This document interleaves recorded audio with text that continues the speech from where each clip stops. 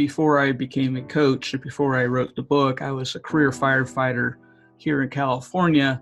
I got started doing that right out of high school. It was helping pay for college. And, I got bit by the bug because I really enjoyed the work. I enjoyed being with the people. And I felt like I was making a difference in a very hands-on way. But then there was that one call in 2015 that I went on where my post-traumatic stress injury came about, and that totally changed the direction of my life. Instead of riding off into the sunset with my retirement, I spent my first year of retirement still working on recovering.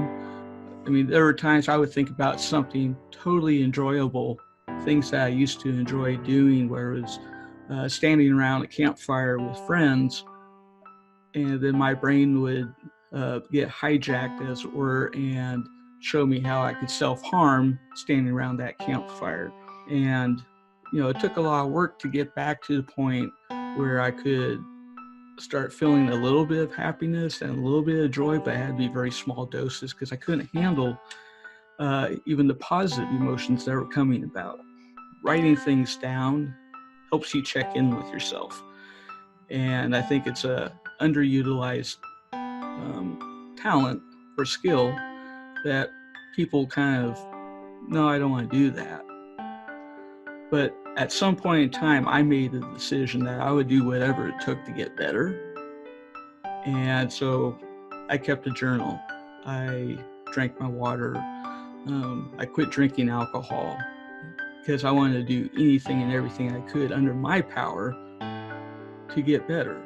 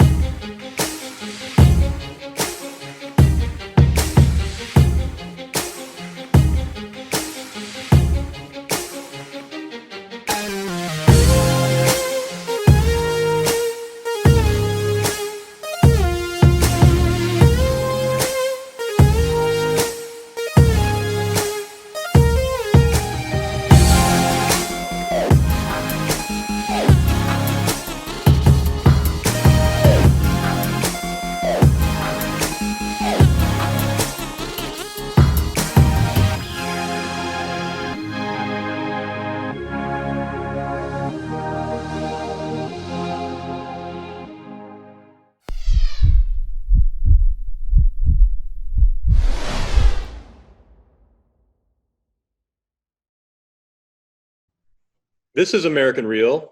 I am Roger Brooks. My guest today is Linda Green. You are a certified high-performance coach, author, and speaker. And in addition, you're passionate about first responders and PTSD and PTSI. Linda, welcome to the show. Well, thank you for having me, Roger. It's an honor to be here. Thank you. And we connected on LinkedIn. I saw that you are a fellow author, and Yes. always intrigued because I do a lot of writing. I'd love to talk to authors and learn more about their story, not only the book itself that you've written, but the backstory and what makes you you, and what makes you and your unique abilities help others in the world. So appreciate your time today. We're going to talk about a lot of important topics, but why don't we start by something that I know you are really interested in discussing. So the backstory, as you say, before I became a coach and before I wrote the book, I was a career firefighter here in California, and I worked for the state Department of Forestry and Fire Protection.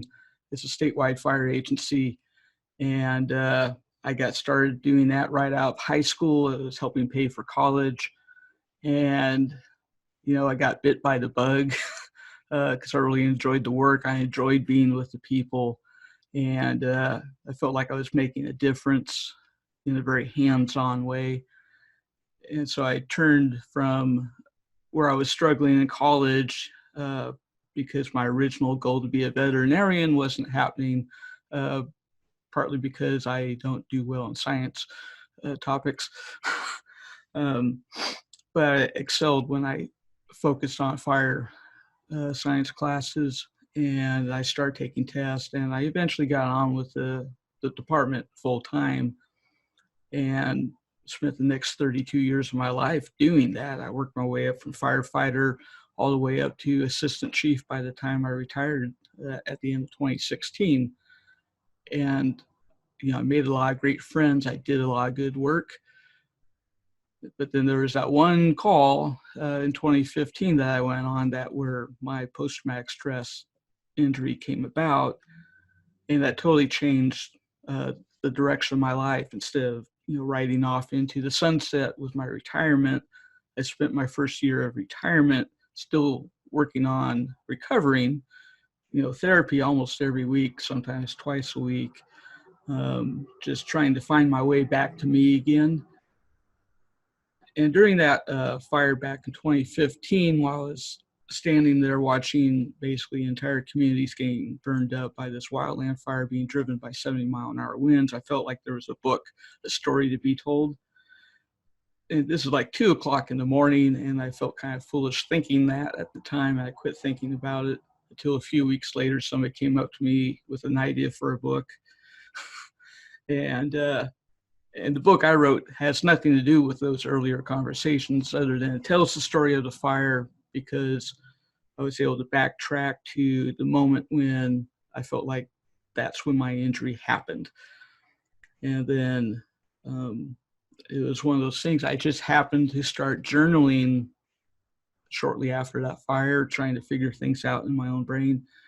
And that became pretty much the backbone of this book, all those journal entries over the next couple of years. And I used those because in their own way, they were showing what the symptoms and how they were showing up in my life, whether it's the anger or the insecurity or not feeling worthless or feeling worthless, and a wide range of emotions in between, but the definite lack of joy and happiness that people thrive on, and I wasn't thriving because I had been blocked from feeling those type of emotions. Actually, I had been blocked from feeling any type of emotion for almost a year and a half. I was so numb. And this was because of the effects of that day, because of the trauma that occurred that day with the fire? And the after effects, because what happens with post-traumatic stress, your amygdala gets hypersensitive to everything, and it starts thinking everything is a threat. And after a while, you just start self-numbing yourself because you don't want to feel that constant high level of anxiety that PTS brings about. And it became, in a way, easier to not think at all, not feel at all, as a mode of self-protection. And I mean, there were times I would think about something totally enjoyable, things that I used to enjoy doing, where it was standing around a campfire with friends, and then my brain would get hijacked, as it were, and show me how I could self-harm standing around that campfire. Or I'd be at the lake, and my brain would go into hyperdrive. Here's how I can show you how you can self-harm just being at the lake. And I had to shut my brain down. I can't think about this stuff anymore because it was so harmful. And, it took a lot of work to get back to the point where I could start feeling a little bit of happiness and a little bit of joy, but it had to be very small doses because I couldn't handle even the positive emotions that were coming about. So I think that's the thing that's not really understood by people that don't, and I've never dealt with post-traumatic stress, is they don't understand why people can't just get over it and like snap out of it. That was years ago or whatever. It's time to move on. It's like, trust me, we would all love to move on, but we have to retrain our brain to think more along the lines of, yes, there's bad stuff going on in the world, but it's not 24/7. It's every now and then. So we can get back to functioning in the world as we should be. And that's interesting because that's the first I've heard of being able to control actually the positive input as much as the negative, right? So you're saying someone going through PTS, you can't take in a lot of positive effects as well. It has to be in smaller doses. Yeah, when you're so sensitive to any type of emotional input, uh, it seems unnatural to be able to laugh. It seems unnatural to just enjoy the sunset because your body is so hypersensitive to the stress hormones. And even in a moment of relative bliss, it doesn't last long enough to allow the stress hormones to come back down. And so you can stay there and it's like, oh, I feel pretty good right now. And a lot of people will say that. And we just had this conversation the other day with some friends over coffee. A lot of them think, oh, I'm having a good day, and they're waiting for the other shoe to drop to get back into the negative. And I remember there was one time I was in my garden and I actually felt happy and I recognized that, oh, this is what happiness feels like. And by then I was a little further along in my recovery. Instead of, waiting for the sky to fall, I turned and made a pivot on that and said, hey, this is a nice feeling. I remember this and I want more of this. What was I doing just before and can I replicate it? And that's how I started thinking. This is probably 2 years after the injury, but it took me that long to get to that point where I was looking forward to feeling happy again, because it was the first time in 2 years my brain hadn't hijacked the moment and take me back into the darkness. And it's like, man, this is awesome. And I want more of it. And for people that may be experiencing PTS but have not been diagnosed or are not getting any type of treatment, what do you recommend if they have a feeling or if they just have some symptoms that may be, leading to this? I would say this, because this happens an awful lot. It's hard finding a therapist that can help with post-traumatic stress, because there are certain things to do when somebody is trying to return from a trauma of any type. But for me, what helped was keeping a journal, because that's how you can start tracking your symptoms in more of a real-time manner. Because a lot of people, myself included, before I really got consistent with my journaling, I was having nightmares within weeks of the fire. And although I can remember what the nightmares were, I never wrote them down. And by the time I got into therapy and we started talking about nightmares, I had a vague idea what some of them were, but I couldn't put them into context, other than I definitely remember the first one because it was such a bad dream.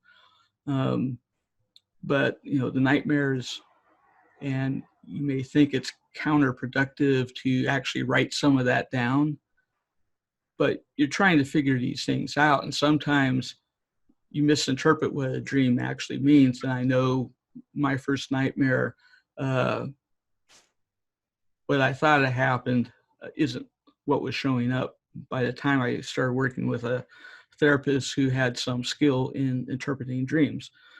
And it ended up being a whole different scenario once we had that discussion.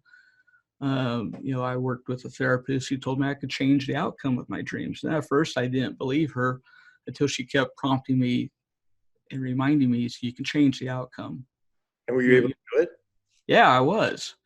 It's like the boogeyman was coming out of the corner one night, and it's like, no, not tonight. I would actually like to sleep. And the boogeyman kind of paused and kind of, okay, fine, and went back in the corner. It's like, that was pretty cool. So, it's things like that. I can't tell you how many times I had night terrors, basically just wake up wide awake, heart pounding, drenched in sweat. I had a lot of those too, but I wasn't keeping track of them. And because I wasn't keeping track of them, I wasn't talking about them in therapy. And I think if I had been talking about some of the symptoms and how they were showing up a little bit sooner, I might have been diagnosed sooner. Instead, I went through several months of uh, therapy for basically generalized anxiety, which was definitely true. And I was actually feeling better by the following spring. But there were some things I had never brought up in therapy, so we hadn't addressed them. And that's probably one of my regrets. If I had been a little bit more honest with my therapist sooner, would I have been diagnosed sooner than getting the more definitive care I needed? So that's one of those things that a lot of people with PTS, especially in first responders, early on, it's like denial. It's like, nope, nothing happened. I'm good. And I don't want to talk about it. And they just go on. And that's okay to a point. But at some time, you have to figure out, how is this impacting me? It's the lack of sleep. And that's actually what drove me to my doctor to begin with, was a horrible insomnia. I was lucky to get 6 hours of sleep like once a week, just because I was physically exhausted. The rest of the nights, 2 to 3 hours of sleep because of nightmares, night terrors, and all that. And I went to get a sleeping pill. I had a pretty smart doctor. She referred me to a therapist. And I'm grateful to this day that she did that. Um, but I was in so much denial. I didn't even tell my primary doctor that I was having nightmares. But we talked about a lot of other things that were going on, and I definitely had a lot of anxiety. Um, but it's like, writing things down helps you check in with yourself. And I think it's a underutilized um, talent or skill that people kind of, no, I don't want to do that. But at some point in time, I made the decision that I would do whatever it took to get better. And so I kept a journal. I drank my water. I quit drinking alcohol because I wanted to do anything and everything I could under my power to get better. And that included talking to the therapist, sometimes twice a week. It included EMDR, which can be a really difficult thing to do early on in the treatment process, because it sets a focused treatment process pretty specific to the trauma, whereas talk therapy can be more broad and may not go as deep, but EMDR is very focused. And but those are the type of things that go on. And I think that for me, that journal was the foundational piece of my recovery, because now I can go back. Even when I was writing the book, I put a lot of my journal entries into the book, and as I was transcribing it all, it's like, oh, this still has a little power over me, because I could physically feel it. And other sections, oh, we've talked about that enough. I'm not feeling anything anymore. By the time I got done editing the book like 5 different times, pretty much I had resolved everything that those first 2 or 3 years had impacted me. But it was like, that journaling is powerful because it gets it out of your brain onto a piece of paper where you can go back and look at it in the light of day in a more objective manner than when you're in the moment. Well said. I'm really happy that you spent some time on that, talking about the importance of journaling, and I could certainly see why. Building resilience. I know that's something that's also important to you. Can you talk about that? Okay, so resilience, especially in the world of first responders right now, or areas that have been hit by natural disasters, large scale ones. In a way, it's a buzzword, but in reality, it's how we should be living our lives anyhow. As social creatures, part of resilience and developing it is developing a social network of people you can go talk to uh, when you have bad things happen in your life. You know, it's having a spiritual practice that you can talk to the universe when you're going through a bad time in life. It's having an exercise routine that you can do regardless, because that helps moderate, you know, the stress hormones. It's having a good nutritional profile so your body's getting the micronutrients that it needs to deal with stress, as opposed to eating a ton of fast food or junk food, which does nothing for your body other than preserve it because of all the chemicals are in it. Um, you know, drinking water versus alcohol. You know, alcohol will help numb the pain temporarily, but also dehydrates you. It messes with your sleep. It disrupts your sleep cycle. So resilience is all about developing a healthy lifestyle that you can use in good times and in bad. And it's a skill set. And people don't think of it that way, but basically that's what it is. You're developing the skills to cope with life, whether it's a good day or a bad day. And the more you develop it, the deeper you can tap into it when it gets really bad. And so it's more of a future oriented outcome. But what you do today to develop resilience, you may not see the impact of it for 20 years when all of a sudden life gets, you know, really negative. But it's still a good practice because it makes you feel good. You know, when you exercise, you feel good. When you go for a walk, you feel good. When you eat healthy, you feel good. And it is the ultimate form of self-love is the process of developing resilience, if you think of it that way. And again, I've never heard it positioned in such a way that you just outlined. So I appreciate that. When I hear about resilience, I'm not thinking of any of the things you talked about. So it's you've just opened up a new concept and a new idea for me, and I'm sure many of our listeners. So thank you for that. Oh, you're welcome. Yeah, do you find, and I'm sure this, I would assume that these are some of the things you're teaching with your coaching. Is that right? Yes, yes, it is.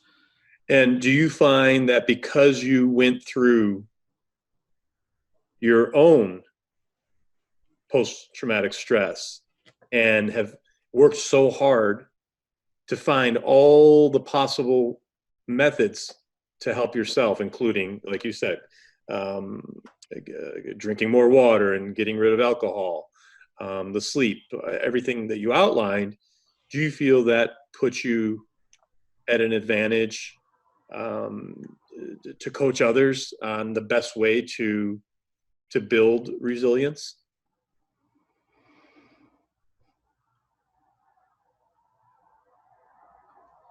You know, for me, my understanding of resilience is relatively fresh because, you know, I look at what other trainers are talking about when they talk about resilience, and they're not always talking about the same thing. And, and so the curiosity part of me says, well, a little bit of this and a little bit of that. But then when you mix it all up, you know, it's my own unique take on it. And it's like the nutrition piece. I never really dove into that until the last year or so. And that's because I started working with a nutritionist who has a degree in cellular biology. And, you know, he totally geeks out on how your body metabolizes what you eat. and he could care less about calories because they don't really matter. It's like your body needs protein, it needs carbohydrates, and it needs all these vitamins and minerals in a certain blend. And when you eat that way, then your body responds in a very happy manner. But I never really understood that till that was one of the last pieces I was trying to put back together was my physical health, and I needed to work on that. So every time I look at that resilience piece, what I thought about 2 years ago and what I think about today are two different things because of the process I'm going through. I'm still learning it myself. And I used to, kick myself a little bit because I thought, well, I got PTS because I didn't have like a spiritual practice, at least not much one, until I read a book about a first responder who had responded on 9/11 to the Pennsylvania crash site, highly spiritual, highly religious woman, and she still got PTS. And so that little aha moment, it's like, oh, whether or not I had a spiritual practice had nothing to do with it. It's a whole nother process. Yeah, it's only one. Right. Yeah. But, it's like I had to look at the rest of my life. Where else was I doing okay and not? It's like I was doing okay with sleep, probably drinking. I don't know. I'm a binge drinker by habit. But I've been sober for 3 years now. And my body physically is much happier with that. Sure. And so I'll probably never have another drink the rest of my life. But, it's all these different pieces because I was trying to find my way back to me. I started looking at all these different parts of my life and saying, was I doing okay there? Yes or no? Scale of 1 to 10. Some of them were at 7. Some of them were at 3. And what can I do tomorrow to level up a little bit in that area of my life? So for me, meditation and journaling, that's part of my spiritual practice. Being in nature is part of my spiritual practice, but it also benefits my body because I'm moving, whether I'm kayaking or hiking. When I spend time with my family, I'm building my social network, making new friends. I made a lot of new friends through the coaching world, building my social network. I've met podcasters like you, and having conversations like this is helping me build my social network. And it brings some joy into my life because I'm hopefully helping people understand how disruptive post-traumatic stress is, to somebody who's going through it. And yeah, so that's kind of all this thing of resilience is. It's daily practices. It's what you do every week. It's what you do every month. It's what you do every year to recharge yourself and strengthen yourself, because sooner or later bad times are going to come. And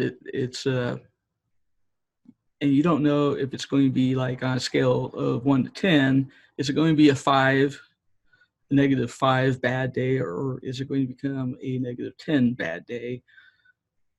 But your ability to bounce back, which is what resilience is being able to bounce back. The more tools you have in your toolbox to help when you go through bad times, you come back a little bit stronger, you come back a little bit faster, you come back a little bit wiser, so you can go help the next person. And do all these tools lend itself to the routines of recovery? They do. It's like I wanted to throw out habits, but I'm trying to find my own term for it. But the routines, the habits, for me, it started with journaling. That was my first habit. It's like I would challenge myself to write a gratitude before I went to bed. So I had a journal book right by the side of the bed. And after I got done doing everything else, brushing my teeth and all that, I'd go pick up that journal. And my goal for myself was 3 things I was grateful for that happened during the day. And I can only talk about my husband once a week. I set some ground rules. So it forced me to start looking outside of myself. And it got to the point where I would go on gratitude hunts. So I'd go walk around town to see what I could find. So it's like, oh, the squirrel is scampering through the tree, or the birds are singing, or somebody just did a random act of kindness for somebody. I started looking for those type of things, because what I wanted to do, and maybe I'm a little bit weird, but when I went to bed and put my head on my pillow, I wanted the last thing I thought about before I went to sleep was something positive. And that worked great until it didn't. But it was a cool thing to do. And, so it's like that's for me, that's one of those habits is journaling. Another habit is having that gratitude practice. Whether you say a prayer at night, thanking the universe for having a wonderful day, or for people in your life, or you got the promotion that day, or dinner was awesome, whatever it was, just it gives you that moment to remember that life is not always all bad. Life has good elements to it each and every day, but you got to look for it, because otherwise you will get sucked into the negative world, which is really easy to do nowadays. If you watch the news and that's all you watch, you're priming your brain for negativity, and it doesn't need any help for that. So you have to be very purposeful in looking for the joy in the world and finding it in yourself. And so that gratitude practice is part of a routine of recovery, having a journaling practice. So if you're like awake at 3 o'clock in the morning and you're just tossing and turning, well, instead of doing that and getting mad at yourself for not being able to sleep, get up, make yourself a nice cup of tea, and I do this a lot of times, nice little cup of chamomile tea or whatever name brand, the tension tamers of the world. Have a nice cup of tea, grab your journal, and whatever is bugging you, just let it flow out onto paper. Then you can look at it, in daylight a couple hours later, and look at that and say, oh, okay, I understand that now. It just gets it off your chest without tearing up the house, without making it worse just because you're ruminating about whatever it is. You can't even think of what it is.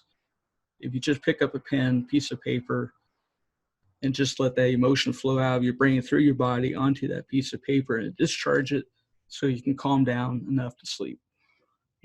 These are all these little habits and routines that you have to develop when you're going through a recovery process to turn the corner and start building a positive lifestyle, as opposed to being so locked into what's going on in your brain and overthinking it, which is really easy to do. You start building these little habits and routines to break out of that overwhelm routine and start turning it into, I have a little bit of control over my life, and this is one of the areas I can control. And it makes a total difference. Wow. And speaking of, that positive mindset, how important is your energy, that both that you take in and give out to others and really everything around you? Energy is a lot of it, definitely. And that's where developing a gratitude practice can help boost your energy, because the more you do gratitude, the more you recognize the goodness of the world and how you physically feel when you are in that moment. Then that helps you recognize that the negative energy you're feeling is not something you want. You want that positive energy. And so you start doing more and more things that take you towards the positive. And then another thing that helps, and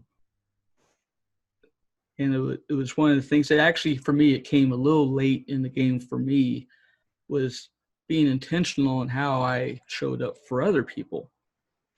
And again, it was like I got to a point I didn't want to just yell and scream at the house. I didn't want to yell and scream at the dog. I didn't want to yell and scream at my at my family. So I had to turn to the journaling process just to get that anger out of me, so that when my family was around, when the dog was around, they weren't getting my negativity, because I put it onto a piece of paper so I could at least be neutral around them. But then I finally came up with the system based on listening to another podcast where a guest was talking about having a code word for his family. So if he was having a bad day and he knew he was having a bad day, he could use his code word, and the family would, back off a little bit and just let him be. And that helped him have a little bit more control over what was going on, and also helped him become more self-aware of how he was feeling at any given time. Now, what I ended up doing, because I had a little bit of a sense of humor by then, and I had read enough books about post-traumatic stress to understand that the part of our brain that is basically being hyperactive because of the post-traumatic stress is part of your reptilian brain. So I stopped by a toy store one day, and I went looking for little toy dinosaurs, color-coded. So if I was having a good day, the green dinosaur would be on the fireplace mantle. If I was having a not so great day, the yellow one with the red tips on its spine would show up. And if I was having a really horrible day, The red one. the red one, the velociraptor, would show up.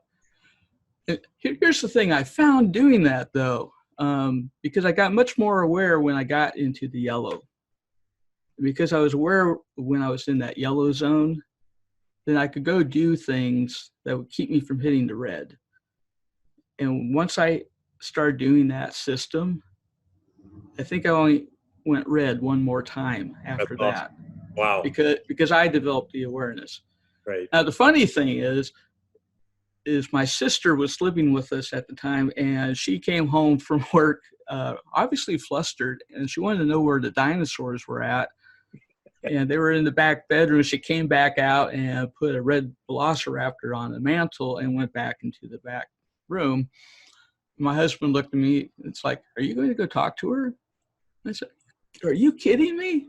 Did you see that red thing that she just put on the mantle? Leave her alone. Yeah, no. When she calms down, she'll come out, but, and I thought it was just so funny. It's like now I rarely even put the dinosaurs out, because having a bad day is so rare nowadays. But well, what a great tool to begin with, right? I think anyone could relate to that, and it's a good way.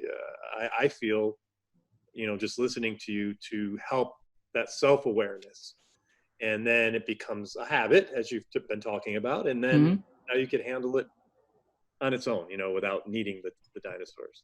Right. Or whatever system you want to come up with. But but I think even if you're not dealing with post-traumatic stress, people have bad days all the time. But if you have a family, I think there's some responsibility to setting up a system to allow that to happen. For everyone. Yeah. And giving permission to everybody in the family. Right. To use that code. Because, what, kids have bad days. And they may not have the language to articulate it, but they know when they're not feeling good. Right. And come up with something simple like, toy dinosaurs. I like that a lot.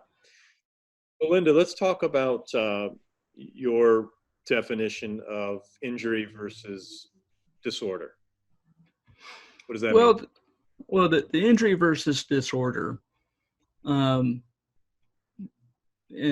I didn't originate this thought. It's been going around for quite some time now, but it's worthy of having the discussion, because one of the challenges of being diagnosed with a post-traumatic stress disorder, especially for like first responders and members of the military, is that disorder word, in its own way, can be a bit of a stigma, and it kind of puts the brakes on seeking help, because I guarantee you, I was feeling, hyper, I was feeling anxious, but if you had told me I had a disorder,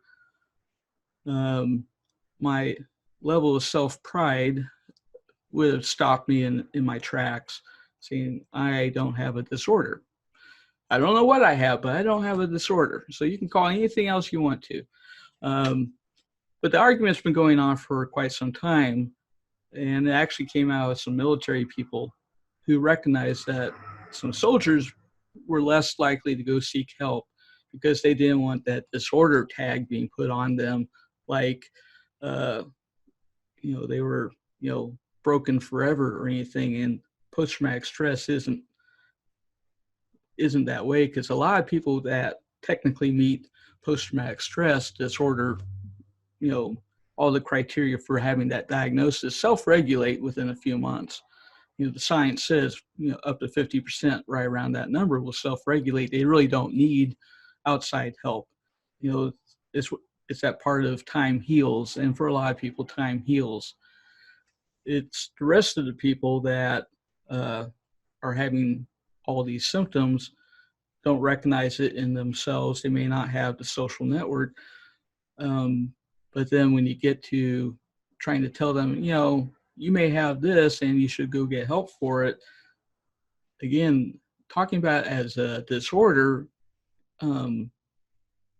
causes people to pause and because, I'm not crazy, right? And they think that way. It's like when you phrase it as and present post-traumatic stress as an injury, people understand the concept of an injury better. You have an injury, so you go get treatment for it. And you get better. You may have a limp, but you'll get better. You may have, like if you went and had a torn ACL and you had surgery for it, and you went in for physical therapy for it, and your knee will never be 100% again. But when you do the work to help it recover, it's fairly stable. Except for the very high-end athletes, a common person who, tears an ACL on the ski slopes, they may end up with a limp for the rest of their life, but they're okay with that. They've done everything that they could in their power to go through the recovery process. So when you talk about post-traumatic stress as an injury, people are more likely to engage with their recovery process, because when you set it up like against something like an ACL injury, yes, you may have a limp, but the rest of your life will be okay. The other part of the injury argument and why they call it an injury is they're showing more and more with research that there is a permanent change to the brain structure because it's something that happened outside of you. Just like if you got hit by a car, you can show on an x-ray, oh, you have a broken bone or not. They're finding long-term changes to the brain structure, the hippocampus, the amygdala, that changes their size. And so something outside of you causes a part of your body to change. To me, that makes it an injury, right? And there was actually a report that came out about a year ago. The Veterans Administration had 25 years ago, roughly, scanned the brains of a lot of soldiers who had been diagnosed with PTSD. And they brought them back in 25 years later, scanned their brains again. And even though they had all been through a treatment process and were, stable by all means, their brain still showed a change in its structure. And that even included people as sub-threshold of PTS. So it is an injury because it's showing up physically. You can see the change when you get the right type of brain scan. It will show that. Wow.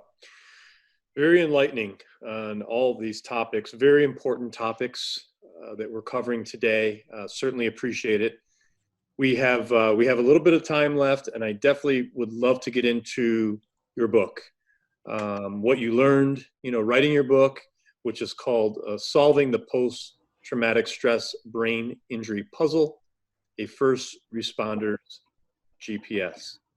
By the way, a long title, but again, very relevant and very specific. So I'm sure there's a certain segment of people that are wanting this book, and whether it's to heal or to help someone they know heal. Can you talk about the learning process? Well, I touched on one part of it earlier on the show, that in the process of transcribing all my notes, I found things I still needed to work on. By the time I got done editing the book, right before releasing it, I would go back through those same sections and, oh, this one doesn't have power over me anymore. So it was healing in its own way, writing the book. The section where I talked about the fire, that was healing in its own way because of the research I did into it, because I was trying to get the timeline right for the first night of the fire. So not only did I have my own notes from that day because of my role on the fire, but I went through all the 911 recordings from that night, and I went through all the radio traffic that had been recorded. I found pictures on social media that showed one thing or another. And so in the process of putting together the puzzle of the fire, things started to make sense for me, because there were a lot of things I was just ruminating about. It's like, how did that happen? How did I know? Now you had factual information that you were. Yeah. And so doing that helped fill in the gaps. And that's always a good thing. And talking with other people who were there that day, having coffee with them, stopping by the firehouse on a regular routine, and having dinner with the crew helped put some of those pieces together. And so that was a good thing. Another thing that got me really curious, shortly after the fire, well, I wouldn't say shortly, about 5 months later, I hired a life coach for the first time in my life. I knew I was going to retire at the end of 2016, and I felt totally stuck in a rut, so I hired a life coach. And I'm glad I did that, because I learned a lot of tools and techniques that helped me stay somewhat effective at work. Basically glossed over my declining ability to function because I had all these tools and I was using them. And once I retired and had done enough recovery, I got curious about what was in that coaching program that helped me so much, and to help me, it would help other people. And I had the opportunity to go get certified in that process, which is why I'm a high performance coach now, which has a lot of basis in positive psychology, has a lot of basis in developing habits to live a good life. And so I was trying to blend the two things of what I know about post-traumatic stress and what I know from the coaching. I also am a peer volunteer at a retreat for first responders with PTSD. The things I learned working as a peer several times a year all kind of congealed into this one mass of a book of things that I know from trial and error that I know will help people, so they don't have to go through months of trial and error. Let's just cut to the chase, and here's some tools that will help you now. If you don't have access to therapy, here are some tools that will help you now. Because finding access to therapy is hard in this country. A lot of health insurance doesn't cover it, Right. or people that live in rural areas have even less options available than people who live in a big city. So it's a starting point for somebody with PTS, or if they suspect they have PTS, or if they think it's a coworker or a spouse. You can go through the book, and especially through my journal entries, and start seeing how different symptoms show up, whether it's the anger or the anxiety or the rumination, the sleep disruptions. And there's even a section in the book where right at the beginning it says, hey, grab a highlighter, and as you go through this book, start highlighting things that sound familiar to you. And there's a place in the back you can write that all together, and just take the book with you to go see your doctor. And it's like, these are the things that are happening to me. And it creates an opening to have a conversation with a medical professional that may be able to get you pointed in the right direction. The last section is a whole bunch of coaching, journal exercises, things to help you get on a good path of recovery, where it's having 3 words that remind you every day of who you are, truly are.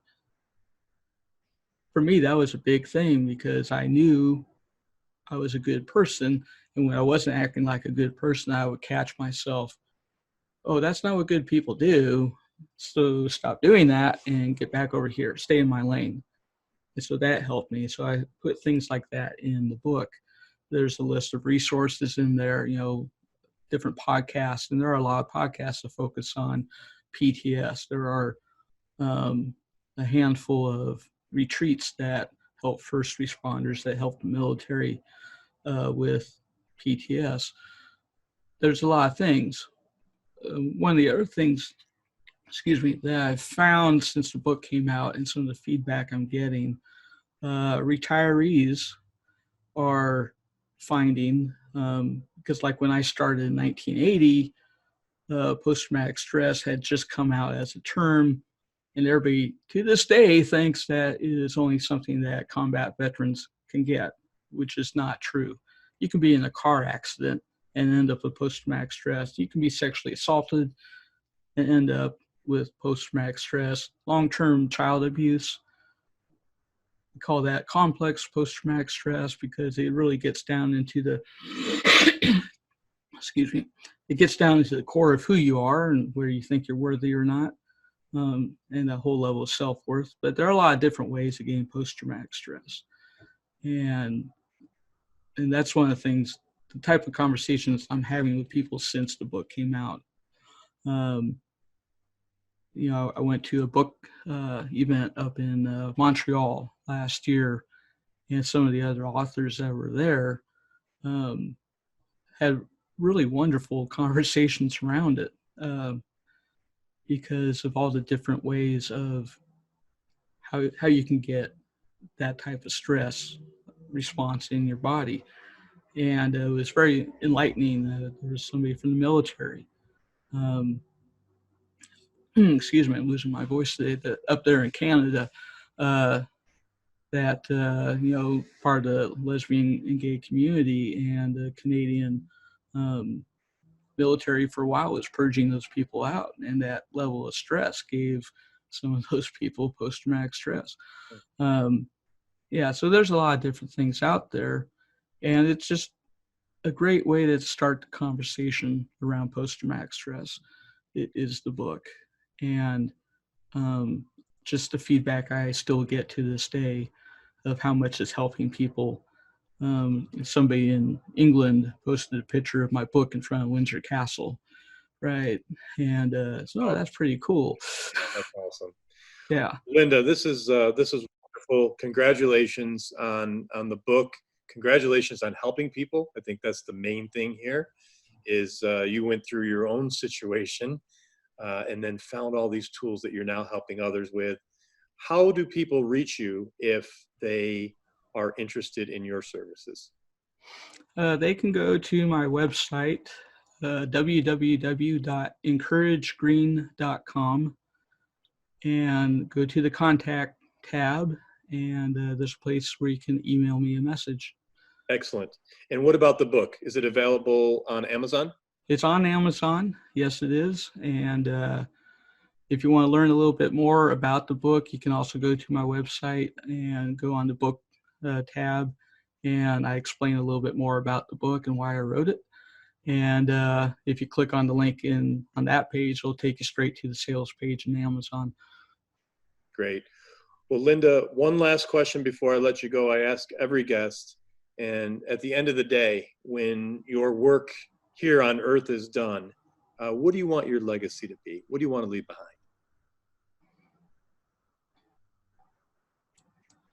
I want my legacy to be that I've learned the depth of the human condition, and it's part of my goal is to help people find that same level of depth and joy in their life. And if I can help a lot of people do that between now and the time my days are done, then it's been a good life. Linda Green, welcome to the American Real family. Thanks so much for being here. Oh, thank you for having me, Roger. Thanks for tuning into American Real. Be sure to visit our website, americanreal.tv, or search for us on iTunes or YouTube for past episodes. While you're there, please rate us or leave us a review, as that helps others find our show. I am truly grateful and appreciate all of your support. If you'd like to be part of our inner circle or want one-on-one coaching, check out the American Real Learning Academy, where we have self-help groups and courses so you can build the best you. We also have a new Facebook group where you can connect with high achievers from around the world. If you want to go even further, maybe you're determined to write your own book or launch your own podcast, contact me today to see if we could help. You can reach me through Instagram or Facebook, or email me directly at roger@americanreal.tv. And speaking of podcasting, our next course will be starting soon. So if you're interested in launching your own podcast, join me and Podcast Your Passion. I'll take you through my 8-week course where I'll mentor you to build a world-class podcast. I'm only taking on a small group of people who want to share their passion through broadcasting, where I'll have you up on iTunes and YouTube within weeks so you can podcast your passion. Click on the link below for more information. Thanks for tuning in, and we'll see you next week.